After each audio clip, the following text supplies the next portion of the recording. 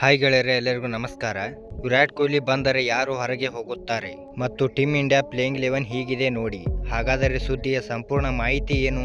ಅದಕ್ಕೂ ಮುನ್ನ ರಾಹುಲ್, ಪಂತ್, ಜೈಸ್ವಾಲ್, ಅಯ್ಯರ್ ಹೊರಗೆ ಯಾರು ಹೋಗುತ್ತಾರೆ, ಹೀಗೆ ಇದರೆಲ್ಲದರ ಬಗ್ಗೆ ಹೇಳುತ್ತೇನೆ. ವಿಡಿಯೋ ಸಂಪೂರ್ಣವಾಗಿ ನೋಡಿ.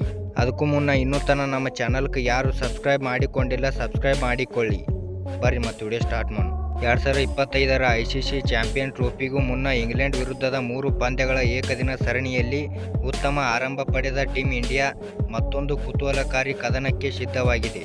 ಭಾರತದ ತಂಡ ಭಾನುವಾರ ಕಟಕ್ನಲ್ಲಿ 2ನೇ ಏಕದಿನ ಪಂದ್ಯದಲ್ಲಿ ಇಂಗ್ಲೆಂಡ್ ತಂಡವನ್ನು ಎದುರಿಸಲಿದೆ. ಇನ್ನು ಉತ್ತಮ ಪ್ರದರ್ಶನ ನೀಡಿದ ಟೀಮ್ ಇಂಡಿಯಾ ಗುರುವಾರ ನಾಗ್ಪುರದಲ್ಲಿ ನಡೆದ ಮೊದಲ ಏಕದಿನ ಪಂದ್ಯದಲ್ಲಿ ಇಂಗ್ಲೆಂಡ್ ತಂಡವನ್ನು 4 ವಿಕೆಟ್ಗಳಿಂದ ಸೋಲಿಸಿ ಸರಣಿ ಶುಭಾರಂಭ ಮಾಡಿದೆ. 2ನೇ ಏಕದಿನ ಪಂದ್ಯದಲ್ಲೂ ಅದೇ ವೇಗ ಮುಂದುವರಿಸಿ ಒಂದು ಪಂದ್ಯ ಬಾಕಿ ಇರುವಾಗಲೇ ಸರಣಿ ವಶಪಡಿಸಿಕೊಳ್ಳಲು ದೃಢ ಸಂಕಲ್ಪ ಟೀಮ್ ಇಂಡಿಯಾ ಹೊಂದಿದೆ. ಮತ್ತೊಂದೆಡೆ ಅನಗತ್ಯ ತಪ್ಪುಗಳಿಂದ ಸೋಲು ಅನುಭವಿಸಿದ ಇಂಗ್ಲೆಂಡ್ 2ನೇ ಏಕದಿನ ಪಂದ್ಯದಲ್ಲಿ ಹೇಗಾದರೂ ಗೆಲುವು ಸಾಧಿಸುವ ಭರವಸೆಯಲ್ಲಿದೆ. ಮೊದಲ ಏಕದಿನ ಪಂದ್ಯದಲ್ಲಿ ಸರಿಯಾದ ಸಂಯೋಜನೆಯೊಂದಿಗೆ ಕಣಕ್ಕೆ ಇಳಿದು ಗೆದ್ದ ಟೀಮ್ ಇಂಡಿಯಾ 2ನೇ ಪಂದ್ಯಕ್ಕೆ ಅಂತಿಮ ತಂಡದಲ್ಲಿ ಸಣ್ಣ ಪುಟ್ಟ ಬದಲಾವಣೆಗಳನ್ನು ಮಾಡುವ ಸಾಧ್ಯತೆ ಇದೆ.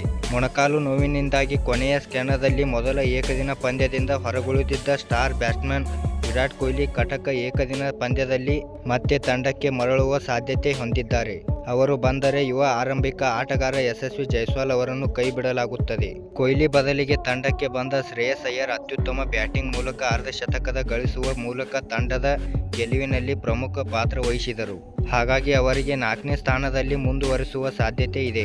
ಇನ್ನು ಅಯ್ಯರ್ ತಂಡದಲ್ಲಿ ಉಳಿಸಿಕೊಳ್ಳುವುದು ಖಾತ್ರಿಯಾಗುವುದರಿಂದ ಕೊಹ್ಲಿಯನ್ನು ಆಡಿಸಲು ಜೈಸ್ವಾಲ್ ಅವರನ್ನು ಅನಿವಾರ್ಯವಾಗಿ ಕೈ ಬಿಡಬೇಕಾಗುತ್ತದೆ. ನಂತರ ರೋಹಿತ್ ಶರ್ಮಾ ಮತ್ತು ಸುಮನ್ ಗಿಲ್ ಆರಂಭಿಕರಾಗಿ ಕಣಕ್ಕಿಳಿಯಲಿದ್ದಾರೆ. ಬೌಲಿಂಗ್ ವಿಭಾಗದಲ್ಲಿ ವರುಣ್ ಚಕ್ರವರ್ತಿ ಅವರನ್ನು ಆಡಿಸಲು ಬಯಸಿದರೆ ಅವರು ಕುಲ್ದೀಪ್ ಯಾದವ್ ಅವರನ್ನು ಹೊರಗಿಡುವ ಸಾಧ್ಯತೆ ಇದೆ. ಇನ್ನು ಮೊಹಮ್ಮದ್ ಶಮಿಗೆ ವಿಶ್ರಾಂತಿ ನೀಡಿದರೆ ಹರ್ಷದೀಪ್ ಸಿಂಗ್ ಅಂತಿಮ ತಂಡಕ್ಕೆ ಸ್ಥಾನ ಪಡೆಯಲಿದ್ದಾರೆ. ಆದರೆ ಬೌಲಿಂಗ್ ವಿಭಾಗವನ್ನು ಬದಲಾಯಿಸುವ ಸಾಧ್ಯತೆಗಳು ಹೆಚ್ಚಿಲ್ಲ.